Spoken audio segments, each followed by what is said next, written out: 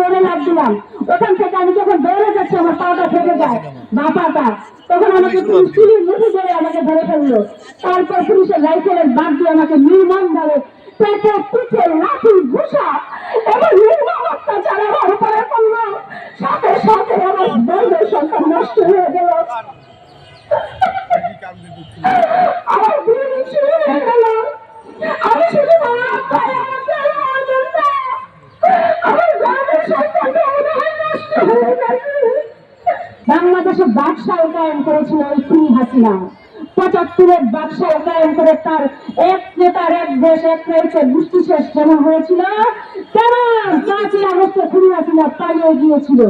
আমরা এই ১৭ বছর নির্যাতিত হয়ে তারপরে নির্বাচন করে জনগণকে সেবা দেওয়ার জন্য আমাদের ভালো কর্মের মাধ্যমে আমাদের দলকে রিপ্রেজেন্ট করার জন্য আমরা বারবার নিজের ভিটাবাদী জমি বিক্রি করে নির্বাচন করেছি। আপনারা জানেন আমি কোন আসনের কাউন্সিলর হয়েছি?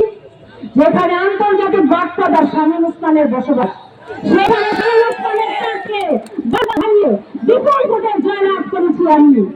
আমার জনপ্রিয়তার ভূত হয়ে বারবার আমাকে আওয়ামী লীগে যোগ দেওয়ার জন্য প্রেশার দেওয়া হচ্ছিল। সেদিন ছিল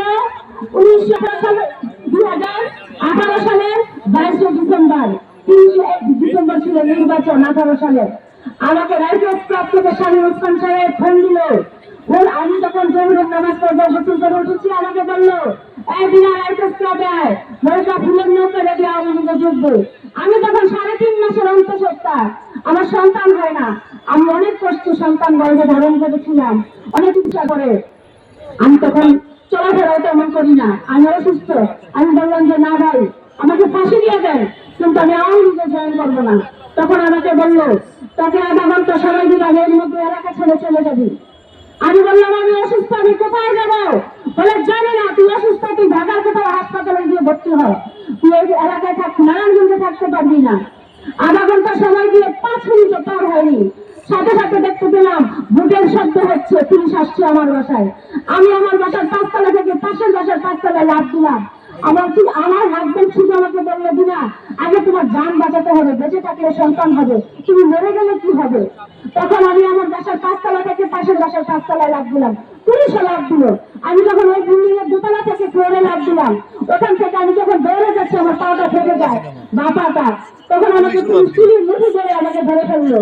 তারপর পুলিশের রাইফেলের বাদ দিয়ে আমাকে নির্মম ভাবে পেটে পিঠে লাঠি ঘুষা এবং নির্মম অত্যাচার আমার উপরে করলো। সাথে সাথে আমার বন্ধুর সন্তান নষ্ট হয়ে গেল,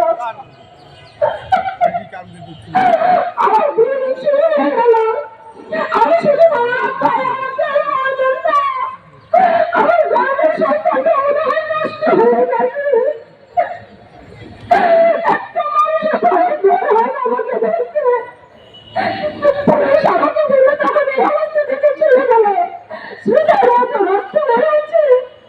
আমি অনেক কষ্ট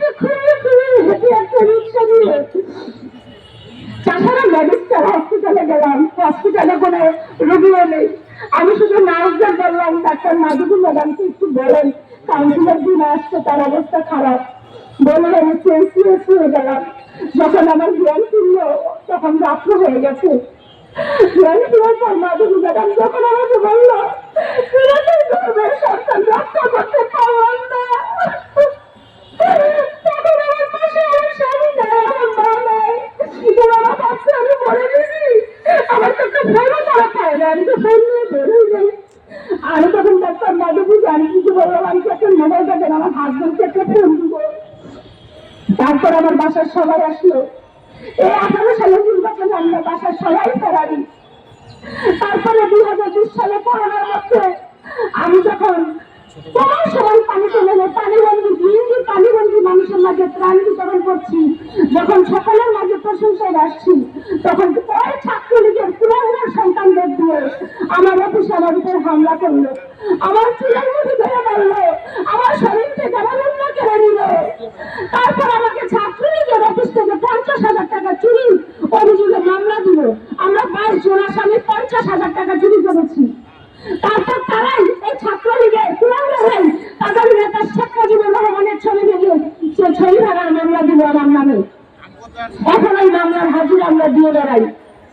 সম্মানের সাথী ও বন্ধুগণ, তারপরে জনসভা আমরা করে গেছি। আমরা এই ফ্যাসিস্ট সরকারের বিরুদ্ধে আমরা সবসময় লড়ে গেছি। আমাদের ভালো কর্মের মাধ্যমে আমরা মানুষের সেবা দিয়েছি।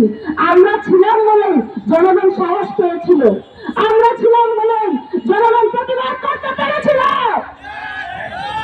আমরা ওই খুনি হাসিনার মুখের উপরে প্রতিবাদ করেছিলাম। আমি দিনা যখন শামীম ওসমান রাইফেলস ক্লাবে মিটিং করছে, আমি দিনা তখন মশাল মিছিল নিয়ে খালেদা জিয়ার সুচিকিৎসার জন্য নিঃশর্ত মুক্তি চেয়ে মশাল মিছিল নিয়ে চাষারার মধ্যে পুরো জ্যাম লাগিয়ে দিয়েছিলাম।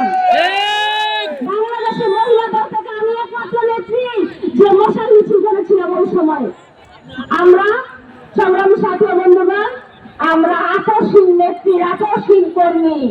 খুনি হাসিনার রক্তচক্ষুকে আমরা কখনো ভয় পাই নাই। আমি শ্রদ্ধার সাথে সম্মান জানাই বর্তমানে এই সরকারকে। আমি সমন্বয়কদের আমি শ্রদ্ধার সাথে সম্মান জানাই। এই সমন্বয়করা আমাদেরকে সহযোগিতা করেছে। আমরা আন্দোলন করছি 17 বছর ধরে, আমাদের সাথে তারাও 17 বছর ধরে আন্দোলন করেছে।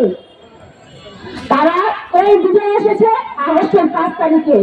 কিন্তু আজকে আমরা এই সরকারের কাছে একটা অনুরোধ জানাই, আমাদের কি অপরাধ ছিল?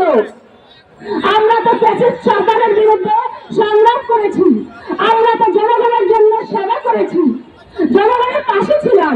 তাহলে কেন আমাদের জনগণ থেকে বিচ্ছিন্ন করা হলো? আজকে যারা আমলাদের বসিয়েছেন তারা তো খুনি হাসিনার রাষ্ট্রকে তৈলাক্ত। তাদেরকে দিয়ে কি এই দেশ চালানো সম্ভব? তাদেরকে দিয়ে কি জনগণের সেবা করা সম্ভব? তাই আপনাদের কাছে আমি এই আজকের এই সমাবেশ থেকে আমি অনুরোধ জানাবো, আমাদেরকে আবার পুনর্বহাল করা হোক, আমাদেরকে জনগণের সেবা করার সুযোগটুকু দেওয়া হোক।